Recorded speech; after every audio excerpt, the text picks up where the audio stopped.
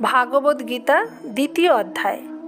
শ্রী শ্রী ভগবান বলেছেন, যতক্ষণ না বুদ্ধির শুদ্ধি ঘটছে, কলুষতা দূর হচ্ছে, গুণাতীত না হচ্ছে, ধ্যানপ্রভাবে চিত্ত শোধিত না হচ্ছে, ততক্ষণ ফল কামনা ত্যাগ করব বললেও তা ত্যাগ করা যায় না। বুদ্ধি শুদ্ধ না হলে যোগী যোগে যুক্ত হতে পারেন না। শরীর, স্ত্রী, পুত্র, পরিজন, বৈভব, বিত্ত, ধন সম্পদ ইত্যাদির আসক্তি হল জাগতিক মোহ, আর দ্বৈত অদ্বৈত ইত্যাদি মতভেদে জড়িয়ে পড়া হল শাস্ত্রীয় মোহ। এই সকল মোহ ত্যাগ করতে পারলে ভোগেতে বৈরাগ্য উৎপন্ন হয়।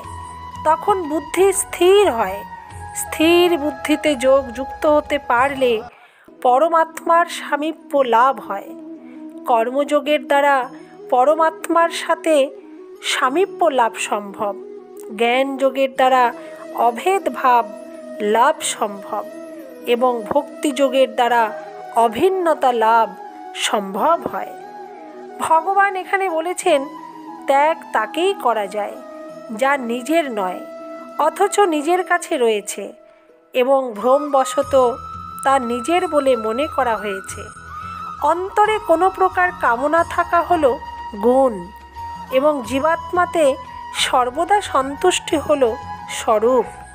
ব্যক্তি যখন সকল কামনা হতে সম্পূর্ণ বিমুখ হয়ে স্বস্বরূপে স্থিত থাকেন, তখন তাকে স্থিতপ্রজ্ঞ বলে।